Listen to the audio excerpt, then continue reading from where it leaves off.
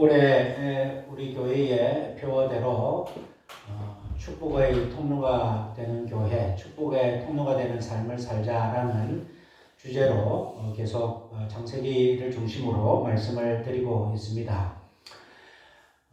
우리의 삶 자체가, 존재 자체가 하나님의 형상과 모양으로 지음을 받은 우리 존재 자체가 복이고, 하나님께서 우리를 만드시고 바로 복을 선포하셨고, 우리에게 주신 첫 사명이 이 땅에 하나님이 주신 복을 나누어 주라는 사명을 받은 존재다, 그렇게 했습니다. 그래서 하나님께서는 아브라함을 선택하셔서 본토 친척 아비집을 떠나라 하는 명령으로 아브라함의 그 순종을 보시고 아브라함을 복의 근원으로, 복의 시작으로 삼으셨습니다. 그 아들 이삭은 떠나지 말고 거기에 머무르라 하는 하나님의 명령에 순종하여서 축복의 전시장이다 할 정도로 이삭은 많은 복을 받았다 하였습니다. 그 아들 야곱 때에는 아브라함과 이삭에게 하나님 주신 복의 통로에 더 놀라운 복의 삶을 살아야 됨에도 불구하고 이 야곱은 자기 힘으로 복을 도둑질 해봐야 되겠다, 아버지와 형을 속이고 나서 그 땅을 어쩔 수 없이 도망자의 신세로 그 땅을 떠나게 되었습니다.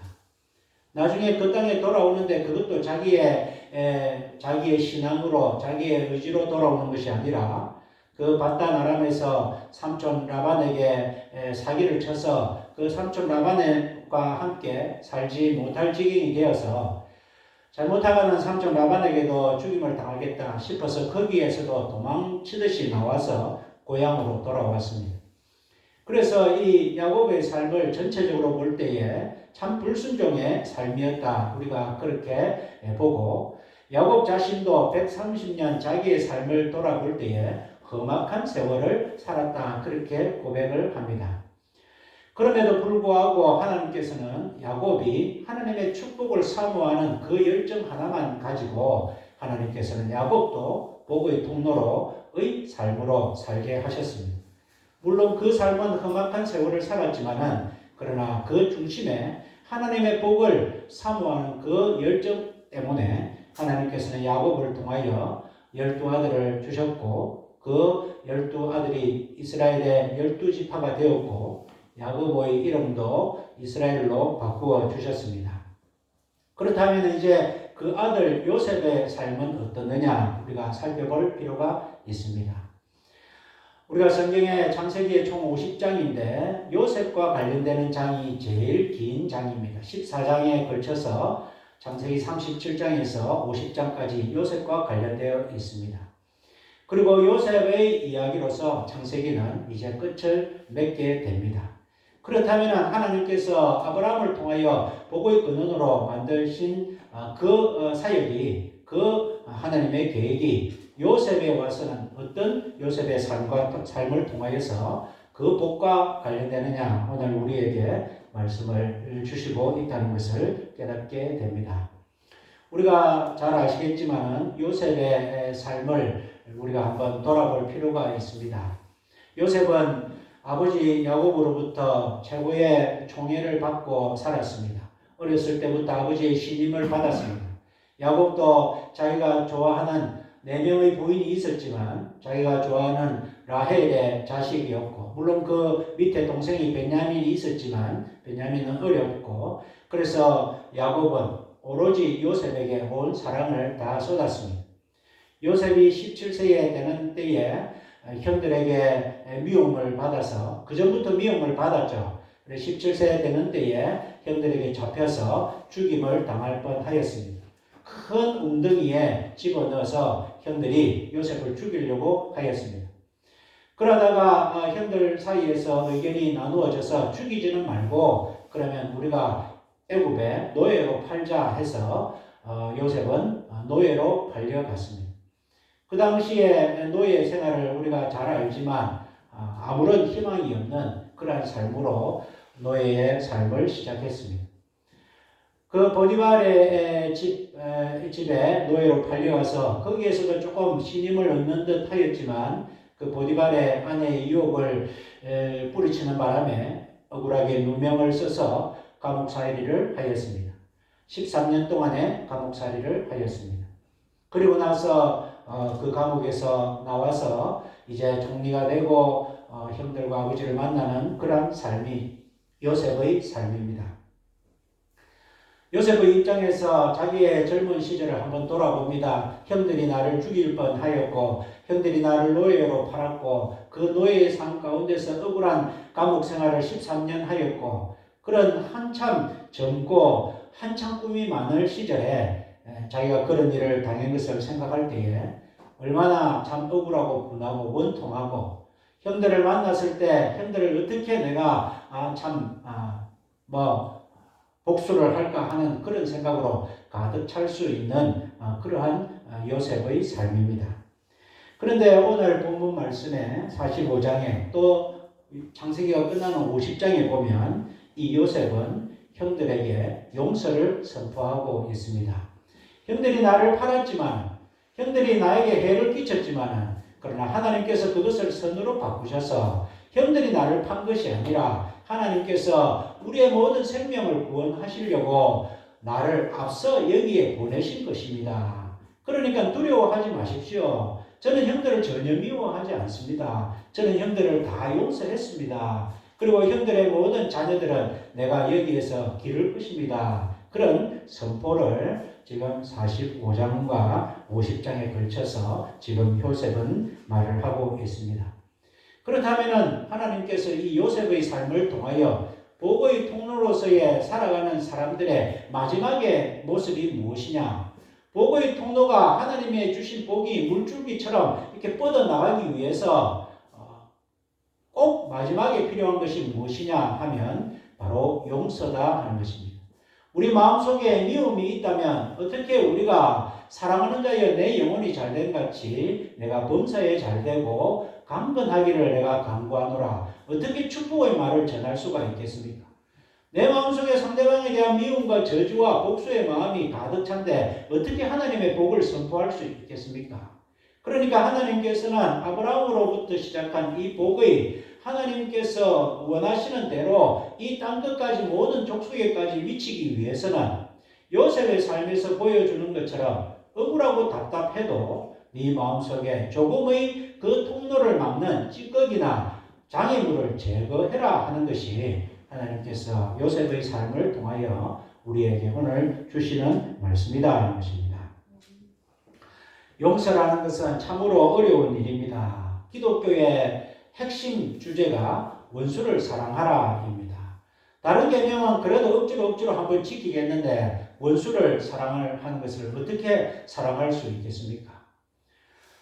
우리가 살아가면서 여러 가지 나에게 해를 끼친 사람들이 있습니다. 그 사람이 참 자의로 그렇지 않고 실수로 했다면 우리의 마음속에 그나마 좀 이해할 수 있는 부분이 있지만 고의로 악의로 나를 힘들게 한 사람을 어떻게 우리가 용서할 수 있겠습니까? 인간적으로는 용서할 수 없습니다. 어쨌든 그 마음에 원한을 가지고 어떻게 하면 내가 복수를 하고 어떻게 하면 그 사람에게 불이익을 줄까 생각하는 것이 사람의 마음입니다. 누구나 다 그렇습니다. 어떤 성인군자도 원수를 사랑하기가 힘든 것입니다.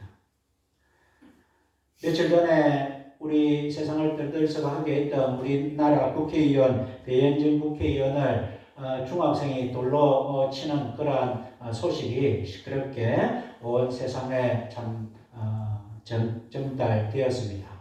참 볼 때에 얼마나 참 나쁜 짓인가.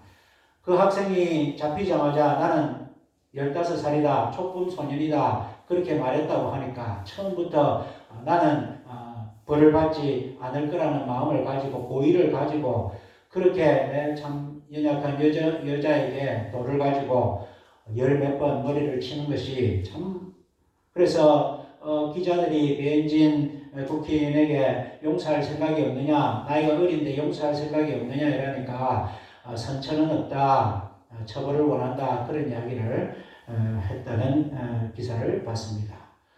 얼마나 억울하고 답답하겠습니까? 우리가 같은 입장이 되면 어떻게 용서할 수 있겠습니까? 용서할 수 없는 것이 우리의 마음입니다. 인간의 마음은 미워하고 원망하고 나에게 해를 끼친 사람에게 어떻게든 내가 복수를 하고 싶은 그러한 마음입니다. 그런데 그 마음은 하나님의 마음이 아닙니다. 사탄의 마음입니다. 복수는 또 복수를 낳습니다. 내가 미워하는 마음을 계속 생각할 때마다 내 마음속에 미움이 가득 차고 내 마음속에 편하지를 않는 것입니다. 제가 어릴 때 중국의 무협 영화 같은 걸 보면 늘 등장하는 것이 이렇게 어렸을 때 무술을 이렇게 연마를 해가지고 나중에 원수를 찾아가가지고 우리 부모님의 원수 내가 갚으러 왔다 그렇게 해가지고 복수를 하는 영화를 많이 봤습니다.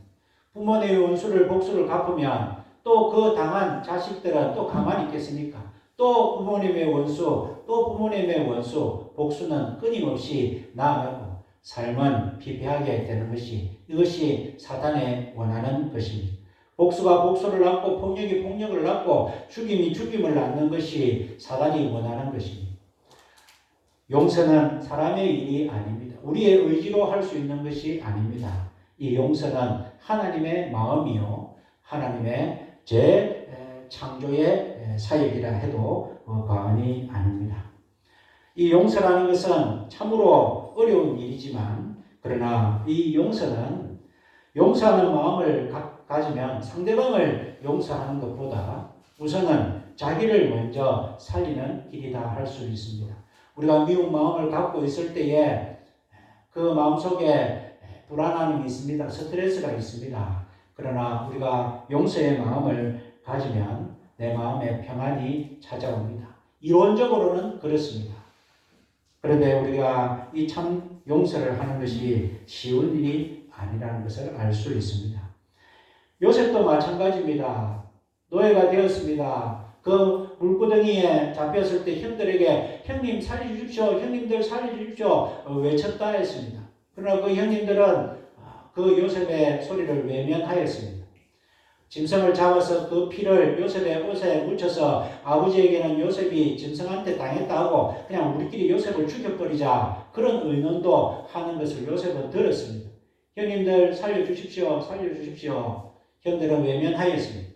어찌어찌 해가지고 노예로 팔았습니다. 노예로 잡혀갔을 때에 요셉의 심정을 살펴보면 도저히 형들을 용서할 마음이 생겨나지 않습니다. 내가 누구 때문에 이렇게 되었는? 그 노예의 보디발의 집에서도 억울한 누명을 당해가지고 13년 동안에 옥살이를 하게 됩니다. 17부터 30살까지 옥살이를 했을 때 아무 잘못 없이 내가 누구 때문에 옥살이를 하는지 얼마나 억울하고 답답했겠습니까? 그런데 요셉은 이 형들을 다 용서하는 그러한 마음을 품고 용서를 하고 있습니다. 어떻게 해서 요셉은 그러한 마음을 가질 수 있었는가? 우리도 이 요셉의 삶을 통하여 하나님의 말씀을 통하여 도저히 나를 해하는 내 원수를 사랑할 수 없는데 어떻게 우리가 하나님의 뜻을 이루기 위해서 원수를 사랑할까? 용서라는 마음을 가져볼까 하는 것을 한번 돌아볼 필요가 있습니다. 요셉이 왜 이런 마음을 갖게 되었느냐? 요셉은 고난 중에서도 그 고난을 통하여 하나님의 은혜를 발견했기 때문입니다. 요셉이 삶을 돌아볼 때에 우리가 지금 TV에 보면 슬릭백 춤이라는 춤이 유행하고 있습니다. 다른 말로는 공중부양 춤이라고 하는데요. 아마 여러분들이 한두 번은 다 보셨을 것입니다. 공중부양하는 것 같습니다. 이렇게 춤을 걸으면서 춤을 추는데 붕 떠가지고 가는 것 같습니다. 그것을 가만히 보면 사람들이 눈이 앞발 디디는 발에 초점을 맞추기 때문에 디디는 발은 다 떠가 있거든요. 그런데 뒤에 발을 보면 다 땅에 딛고 있습니다. 그래서 뒤에 발을 보면 땅을 짚고 걷는 거지만은 앞에 발을 보면 다 붕 떠가 있는 것처럼 우리의 삶을 바라볼 때에 앞에 발을 바라보느냐 뒤에 발을 바라보느냐에 따라서 진실의 실체가 달라진다는 것입니다. 요셉은 그동안의 인간적인 눈으로 앞에 발을 쳐다보았습니다. 내가 억울하게 형들이 나를 죽이려고 했다. 형들이 나를 미워했다. 형들이 나를 노예로 팔았다. 내가 감옥소에서 형들 때문에 억울한 13년의 감옥 생활을 했다. 이렇게 바라볼 때는 내 마음속에 미움과 원망과 복수가 가득 차지만 요셉은 자기의 그 모든 고난과 어려움을 통하여서 하나님의 은혜를 발견하였고 기업발을 바라보게 되었다는 것입니다. 그러니까 자기가 형들이 나를 미워해서 웅덩이에 넣어가지고 꼼짝없이 죽는구나 했지만 하나님께서 은혜를 주셔서 죽지 않고 내가 노예로 팔려가게 되었구나. 내가 노예로 팔려가서 어떤 일을 험한 일을 당할지 모르지만은 그러나 간 곳이 보디발 장군의 집에 아주 신분이 높은 그 집에 가게 되었구나. 그 집에 가서 내가 온갖 신유를 받고 살게 되었구나. 내가 그 부인의 유혹을 받아서 뿌리쳐서 감옥소에 내가 가긴 갔지만은 그 감옥소가 정치범 수용소 감옥에 가게 되었고 거기서 내가 정치를 배웠구나. 하나님 주신 내 재능으로 꿈표를 하여서 그 술 맡은 관원장의 꿈을 풀어서 내가 좀 살게 되었다 싶었는데 소식이 10년 이상 소식이 없고 그런 답답한 가운데서도 나중에 바로의 꿈을 풀이하는 그러한 자리를 갖게 된 것이 하나님께서 이 긴 세월 동안에 나를 감옥에 있게 한 것은 정치를 배우고 바로를 만나기 위한 것이었구나. 바로의 꿈풀이를 하고 난 다음에 바로의 마음을 움직여서 요셉이 총리 대신이 된 것, 이것도 하나님께서 다 계획하시고 이루어 주신 것이구나. 내가 총리가 되어서 그동안에는 미운 마음을 가진 형들이었지만 형들과 아버지를 이렇게 만날 수 있게 된 것도 다 하나님의 은혜였구나. 요셉은 자기 앞에 일어나는 일을 바라본 것이 아니라 자기 일의 뒤에 계시는 하나님을 바라봤기 때문에 내가 형들이 나를 판 것이 아니라 하나님이 앞서 나를 보낸 것이라는 그런 팩트를 지금 이야기를 하고 있다는 것입니다. 요셉이 큰 마음을 품고 자기 마음을 부글부글 하지만 그럼에도 불구하고 형들을 용서한 채 한 것이 아니라 요셉은 자기의 삶을 돌아보고 하나님의 은혜를 발견하고 보니까 팩트가 그렇구나. 팩트가 형들이 미워해서 나를 판 것이 아니고 하나님께서 앞서 나를 모든 것을 행하셔서 나를 이렇게 만들었구나. 내가 노예 생활을 하는 중에도 하나님께 감사하였고 내가 감옥사로에 있는 것도 하나님 앞에 감사의 제목이구나. 그렇게 생각이 드니까 내 인생을 바라보는 시각이 완전히 달라지니까 내 인생에 지금까지 답답하고 억울한 것을 바라본 것이 아니라 그 사이에 있는 하나님을 발견하니까 모든 것이 은혜요 감사하다는 생각이 나서 용서를 하게 되었다는 것입니다. 하나님께서도 그것을 우리에게 보여주시기 위하여서 창세기 39장 2절에 여호와께서 요셉과 함께 하심으로 그가 형통한 자가 되어 그 주인 애굽 사람의 집에 있으니 우리가 생각할 때 하나님이 함께 하셔서 형통하게 되면 노예 생활 안 해야죠. 그러나 노예 생활을 했는데 하나님께서는 요셉과 함께 계셔서 요셉에게 형통하게 하셨다. 그런 말씀을 하고 있고 3절에 보면은 그 주인이 여호와께서 그와 함께 하신 것을 보며 또 여호와께서 그의 범사에 형통케 하심을 보았더라. 우리의 생각에는 하나님이 나를 형통케 하면 하나님이 나와 함께 하시면 노예 생활 안 하게 해줘야지요. 그러나 하나님의 생각은 그것이 아니다는 것입니다. 하나님의 계획은 애굽 총리가 되어서 애굽도 살리고 이스라엘도 살리고 또 야곱의 가족들을 살려서 하나님의 그 나라를 이루는 그런 계획이 있을 때에 노예 생활은 잠시였는데 하나님의 눈에 볼 때에 하나님께서 함께 하심으로 형통하게 하신 삶이었다는 것입니다. 또 23절에 보면은 요셉이 감옥에 갔을 때 간수는 그의 손에 맡긴 것이 무엇이든지 돌아보지 아니하였으니 이는 여호와께서 요셉과 함께 하심이라 여호와께서 그의 범사에 형통케 하셨더라. 하나님께서 요셉과 함께 하시고 형통케 하시면 감옥에 안 가야죠. 우리의 생각은 그렇습니다. 그러나 하나님께서는 감옥에 있더라도 그 간수가 요셉을 바라볼 때 요셉은 하나님이 함께 하시는 사람이구나. 하나님께서 저를 형통케 하시는구나. 그렇게 생각하니까 모든 감옥의 열쇠를 다 맡겨서 그 간수는 요셉에게 맡긴 것을 뒤도 돌아보지 아니하였고 다 맡겼다 하는 것입니다. 우리의 생각은 우리가 좋은 자리에 있기를 원합니다. 편안한 삶을 살기를 원합니다. 그러나 하나님의 생각은 다릅니다. 우리가 어떤 자리에 있더라도 그 자리에서 사람들이 볼 때에 야, 저 사람은 하나님이 함께 하시는구나. 저 사람은 하나님이 형통하게 하시는구나. 그런 것을 느끼게 하고 그것 때문에 하나님께서는 우리를 복의 통로로 삼으시겠다. 그렇게 계획을 잡으신 것이다 하는 것입니다. 우리가 형통이라 우리가 복받는 것이다 라고 생각할 때에 잘 먹고 잘 살고 돈 많고 성공하고 이름 떨치고 그런 것이라고 우리가 착각하기 쉬운데 그런 것이 아니고 하나님께서 말씀하시는 복은 하나님께서 함께 하셔서 그 삶이 형통하게 하는 것이다 하는 것입니다. 올해 이 제목을 가지고 저도 이 축복의 통로가 되는 삶에 흠이 없기 위해서 보통 때보다 더 제가 말씀대로 살려고 노력하고 나름대로 더 경건하게 살려고 노력합니다. 제 한 사람 문제가 아니라 저 때문에 우리의 가족이 또 우리의 교회가 하나님 주신 복이 원활하게 흘러가야 되기 때문에 조심합니다. 전에보다 생각이 좀 다릅니다. 그런데 1월달에 제 삶에 뭐 크든 작든 하나님께서 얼마나 참 형통하게 해주시는데 뭐 안 되는 줄 알고 포기했던 일들이 되고 반대로 되고 하는 일들이 벌써 서너 개 정도 생겨나서 제가 그 일을 겪을 때마다 하나님께서 형통하게 하시는 것이 이런 것이구나 하는 생각을 점점 갖게 되는 것이다 하는 것입니다. 우리가 어디에 있더라도 하나님께서 함께 하셔서 우리를 형통하게 하시는 그것이 하나님이 우리를 기뻐하시는 복의 통로의 삶이다 하는 것입니다. 요셉은 그것을 알았습니다. 앞에 발만 쳐다볼 때는 내 삶이 엉망진창이었고 복수와 원망과 좌절뿐이었지만 내 뒤에 계시는 하나님의 걸음을 바라볼 때에 모든 것이 하나님의 은혜였구나 그렇게 생각이 되어서 요셉은 이와 같이 하나님이 기뻐하시는 용서의 삶을 살 수 있었다 하는 것입니다. 하나님은 복의 통로로서 우리를 사용하시기를 원하십니다. 어떤 사람을 하나님은 사용하시기를 원하시느냐? 하나님께서 고난을 주셨을 때 고통의 쓴맛을 잘 받아들이는 사람을 하나님은 사용하신다는 것입니다.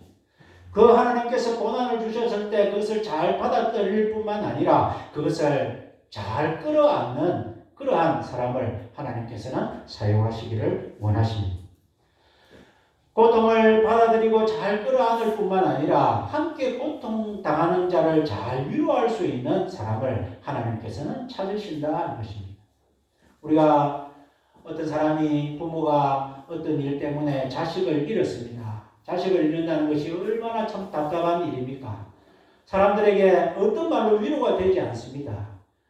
사고로 또 어떤 일로 자식을 잃었는데 부모 앞서가는 자식은 가슴에 묻는다고 하는데 그런데 어떤 사람의 말이 위로가 됩니까? 함께 어떤 사람이 그 사람도 자식을 보냈던 그 사람이 위로를 하면 위로가 됩니다.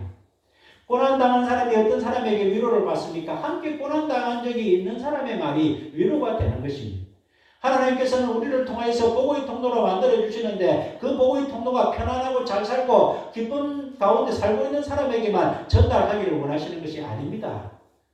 하나님이 오실 때 땅끝까지 복음이 전파되고 땅끝까지 하나님의 복이 전파되기 위해서는 가난한 자도 찾아야 되고 억울한 자도 찾아야 되고 답답한 자도 찾아야 되고 배신당하는 자도 찾아야 되고 짓눌린 사람도 찾아야 되고 옥에 갇힌 사람도 찾아야 되고 줄인 자도 찾아야 되는데 그것을 위해서 하나님이 우리를 잠시 줄이게 하시고 잠시 힘들게 하시고 잠시 외롭게 하시는 것은 우리를 통하여서 하나님께서 살펴주시는 하나님의 은혜를 발견하여서 그 모든 자들에게 하나님의 은혜를 전하고 그래서 하나님께서 우리를 통하여서 복이 흘러나가기 위해서 우리를 그렇게 만드시는구나 그렇게 깨달을 때에 요셉처럼 용서할 수 없는 사람을 용서할 수 있다 하는 것입니다. 두 번째로 어떻게 해서 이 요셉이 용서의 마음을 가질 수 있었느냐? 요셉은 이 모든 과정을 통해서 자기를 한번 바라봤습니다. 그전에는 나는 너무 억울하다, 답답하다, 형들에게 모든 미움을 했지만은 자기의 삶을 돌아보면 요셉의 삶도 일찍부터 아버지 야곱의 총애를 받았습니다. 아버지 야곱은 요셉 말고 다른 자식들은 자식으로 취급하지를 않았습니다. 그래서 요셉에게는 채색 옷을 입혔습니다. 아주 좋은 옷을 입혔습니다. 그리고 요셉에게 임무를 맡겼는데 형들이 일을 잘 하나 못하나 그거를 감시하는 역할을 맡겼습니다. 요셉은 자기가 아버지의 총애를 받고 자기가 그런 임무를 맡았으니까 그냥 아무 죄책감 없이 아버지에게 형들이 하는 모든 일들을 고자질하였습니다. 양을 먹이다가 쉴 때도 있고 농둥이 쉴 때도 있지만 그 하나하나를 다 고자질하였습니다. 나중에 자기의 삶을 돌아보면서 내가 형들에게 미움받을 짓을 했구나. 아마 그것을 깨달았을 것입니다. 그리고 형들에게 자기의 꿈을 이야기합니다. 형들 내 이야기를 한번 들어보소. 11개의 별집단이 있는데 다 오더만은 내 별집단에 전부 절합기다. 그 형들이 그럼 11개의 별집단이 그럼 우리란 말이냐? 그렇게 여길 때도 하여튼 뭐 나는 그런 꿈을 꿨습니다. 그리고 또 어떤 꿈을 꿨는데 해와 달과 별들이 다 내한테 오더만은 내한테 다 절을 합니다. 형님들 한번 들어보세요. 자기는 아무 악의가 없이 한 말인지는 모르겠지만 형들이 들을 때는 참 기가 찰 오르십니다. 아버지의 총애를 좀 받는다고 해서 우리 하는 일들을 다 고자질 하더니만 지금은 우리가 지보고 절한단 말이야. 지가 제일 막내 동생인데 우리가 절한단 말이야. 지가 뭔데 해와 달과 별들이 저한테 절한단 말이야. 막 그런 미움의 마음을 가졌을 것입니다. 원인 유발을 누가 했느냐? 내가 했구나. 내가 잘 몰랐구나. 내가 오만했구나. 내가 어려서 그랬구나. 그런 마음이 아마 생겨났을 것입니다. 그러다 보니까 요셉은 그럼에도 불구하고 하나님께서 나를 이와 같이 인도하셨으니 하나님의 용서를 맛을 봤다 하는 것입니다. 하나님의 용서를 받은 자니까 또 그 용서를 베풀게 될 수 있다 하는 것입니다. 예수님께서 이 땅에 오셔서 제일 먼저 하신 말씀이 회개하라 천국이 가까웠느니라. 예수님은 용서하고 싶어서 용서의 예비 선포를 하셨습니다. 예수님께서 이 땅에 오신 사역의 제일 핵심은 우리를 용서하기 위하여 오셨습니다.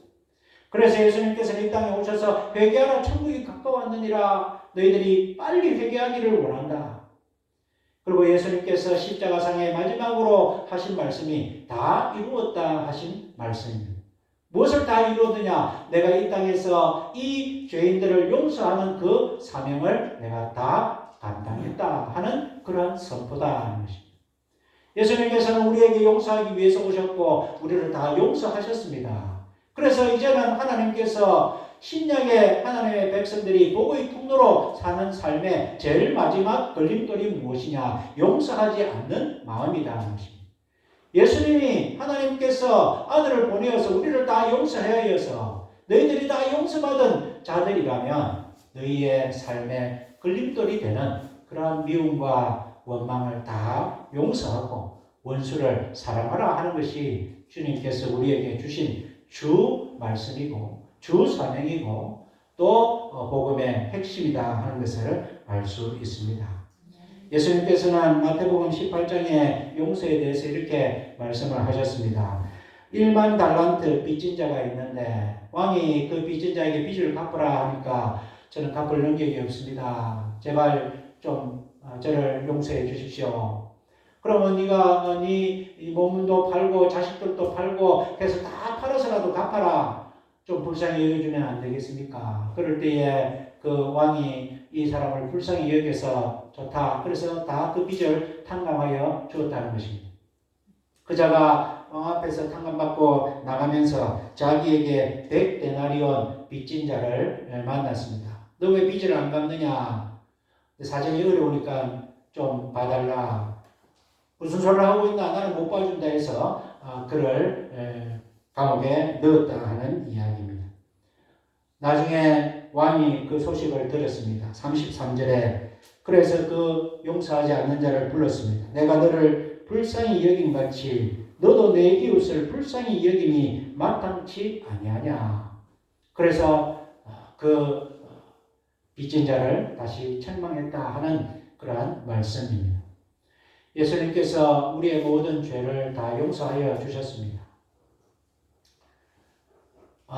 우리가 성경 정신에 죄는 미워해도 사람을 미워하지 마라 하는 그러한 정신이 있습니다.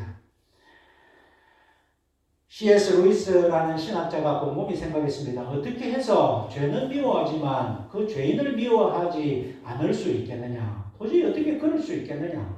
죄는 미워하지만 죄를 짓는 사람을 어떻게 미워하지 않을 수 있겠느냐? 곰곰이 생각하다가 죄는 미워하는데 그 죄 지은 사람은 미워할 수 없는 사람이 누굴까? 그래서 그는 고민 끝에 발견한 것이 바로 내 자신이구나 하는 것을 발견했다고 합니다. 죄를 많이 지었는데 도저히 미워할 수 없는 사람이 누구냐? 내 자신이더라 하는 것입니다. 우리가 우리의 삶을 잘 알지 않습니까? 우리가 지금까지 살면서 얼마나 많은 실수를 했습니까? 얼마나 많은 죄를 지었습니까? 얼마나 많은 미운 감정으로 살아나갔습니까? 예수 믿는다고 하지만 예수 안 믿는 사람보다 더 나쁜 삶을 살은 것 같은 삶이 우리 가운데 있습니다.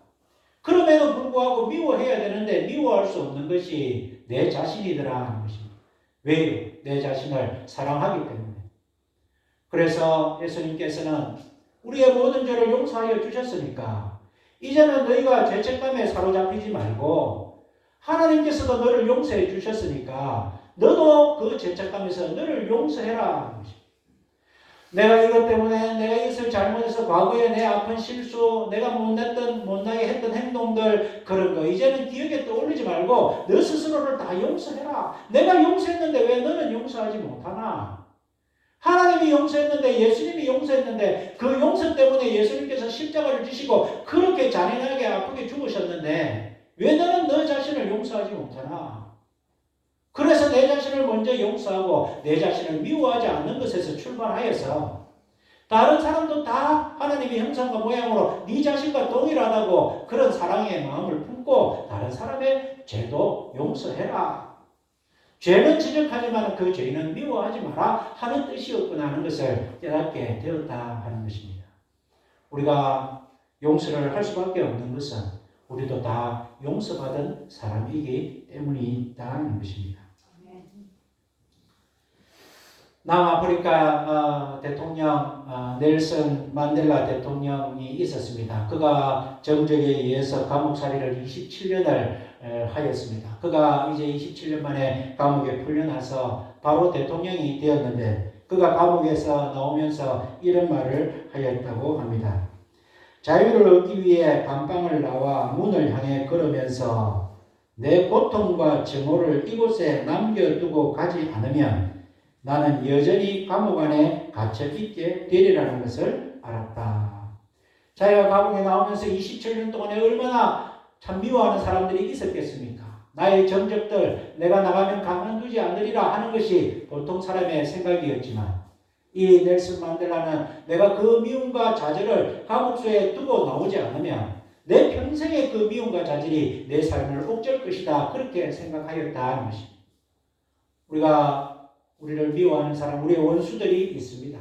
원수라고 해서 큰 잘못을 해야 원수가 아니고 살면서 내가 도저히 용납할 수 없는 사람들이 있습니다.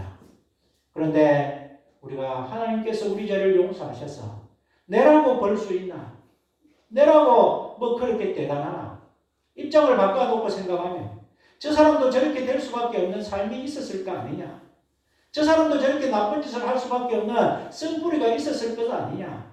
부모로부터 사랑을 못 받았든지 다른 사람에게 배신을 당했든지 형제간에 왕따를 당했든지 뭔가 저 사람도 아픔이 있을 것이다. 그렇게 생각한다면 우리가 용서할 수 있는 마음이 생겨날 수 있다 하는 것이 이 요셉의 삶을 통하여 하나님께서는 우리에게 주시는 말씀입니다.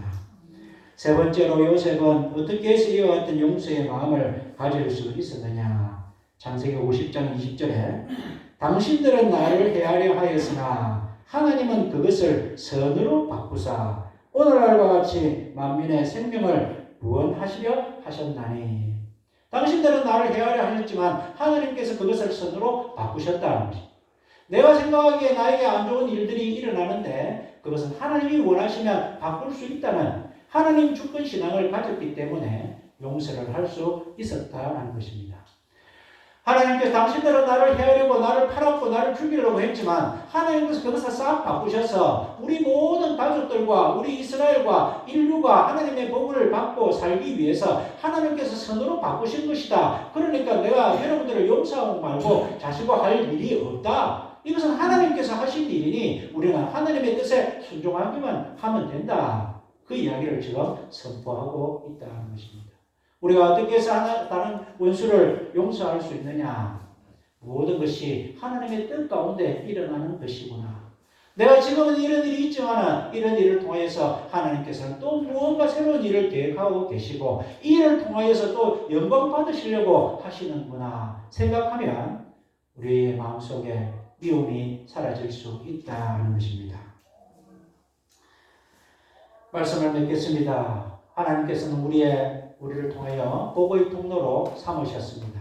복의 통로에 하나님의 복이 쭉 흘러나가기 위해서 마지막 걸림돌이 무엇이냐? 용서하지 않는 미움의 마음이 걸림돌이다 하는 것입니다. 요셉을 통하여서 하나님은 요셉의 삶을 통하여 용서를 선포하시는 것을 가지고 창세기 50장을 마무리를 하십니다. 하나님께서 아브라함을 선택하셔서 요셉에 이르기까지 하나님의 복이 어떻게 흘러가야 되느냐? 하나님은 반드시 우리에게 복 주시고 우리의 복이 세상에 흘러나기를 계획하고 계시는데 마지막 걸림돌이 있을 수 있는 것이 우리의 마음속에 용서하지 못하는 마음이 있을 수 있습니다. 우리가 내 마음에 상처를 준 사람들이 멀리 있는 사람들이 아닙니다. 가만히 보면은 전부 내 아버지 어머니에게 상처를 받을 수 있습니다. 형제 자매에게 상처를 받을 수 있습니다. 아내와 남편에게 상처를 받을 수 있습니다. 자식들에게 상처를 받을 수 있습니다. 내 마음속에 어머니지는 그런 아픈 마음들, 미운 마음들, 상처받은 마음들 가만히 보면 멀리서 받은 것이 아닙니다. 다 가까이에서 받았다는 것입니다. 다 가까이에 있다는 것은 하나님께서 사랑하라고 붙여주신 존재입니다. 부부도 그렇고 가족도 그렇고 나의 친지도 그렇고 형제 자매도 그렇고 자식도 그렇고 하나님께서 더 사랑하라고 붙여줬는데 그 사랑하라고 붙여준 사람들에게 상처를 더 많이 받고 내가 상처를 더 많이 주고 있는 것이 현실이다 것입니다. 그렇게 살아서는 복의 통로가 되지를 못합니다.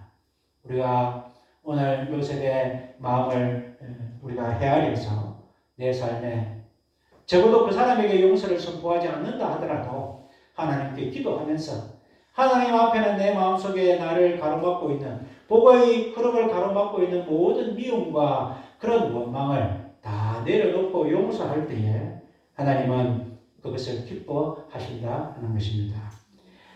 우리가 예수를 믿는다는 것이 무엇을 의미합니까? 우리의 가진 상처와 분노, 좌절과 고통을 하나님께 드릴 수 있는 자격이 주어졌다 하는 것을 말합니다. 우리가 예수를 믿는다는 것이 무엇을 말합니까? 하나님 앞에 내 모든 잘못을 회개할 수 있다는 것을 의미합니다. 회개는 우리 신자의 의무가 아니고 우리의 아픔을 하나님 앞에 고백할 때에 하나님께서 무조건 용서해 주시는 우리 믿는 자의 특권이 회개다 하는 것입니다. 예수를 믿는다는 것은 우리가 특권을 가졌다는 것입니다. 무슨 특권을 가졌느냐? 내가 당한 모든 좌절과 아픔을 하나님 앞에 내어놓을 때에 하나님께서는 위로해 주시고 없이해 주시는 은혜를 주실 뿐만 아니라 내 잘못을 가지고 하나님 앞에 회개했을 때 하나님께서 기억도 아니하시는 은혜를 주시는 그러한 특권을 우리에게 하나님께서는 주셨다 하는 것입니다. 예수 믿는다고 하면서 복의 통로에 걸림이 되는 아직도 내 마음속에 누군가를 용서하지 못하는 마음이 있다면 이 시간에 이 말씀을 받고 모든 사람들을 하나님 앞에 다 용서하시는 그러한 은혜의 삶을 살면서 오직 하나님께서 우리를 통하여서 축복의 통로 물줄기처럼 흘러갈 수 있도록 우리의 마음을 비우고 하나님이 주신 사명을 잘 감당하는 저와 여러분들의 남은 삶이 되시기를 주님의 이름으로 축원드립니다. 아멘. 사랑과 은혜의 하나님 아버지 아브라함을 선택하셔서 그 아브라함의 믿음의 후손들에게 하나님께서는 복의 통로라는 사명을 주셨습니다. 하나님께서는 반드시 복을 주시고 또 지금도 주시고 계시고 앞으로도 주실 것인데 하나님의 복이 우리의 모든 주위에 흘러나가기 위해서 마지막 걸림돌이 되는 용서하지 못하는 마음이 우리 가운데 있는지 하나님 돌아보게 됩니다. 오늘도 요셉의 삶을 통하여 하나님께서 주시는 말씀의 힘으로 우리가 우리의 원수를 다 용서하고 우리가 모든 미워하는 것들을 다 내려놓고 오직 하나님 앞에 흠없고 정없는 그러한 순결한 복의 통로의 삶을 살아가는 저희들 다 되게 하여 주시옵소서. 하나님 아버지, 우리가 어떤 자리에 있더라도 하나님께서는 우리와 함께 하셔서 우리를 형통케 하시는 것을 세상이 보기를 원하시는 줄 저희들 알았사오니 하나님 우리의 삶에 하나님께서 함께 하여 주시며 형통케 하여 주셔서 하나님 주신 이 복의 통로 사명 잘 감당하는 저희들 되게 하여 주시옵소서. 예수님 이름으로 기도하옵나이다.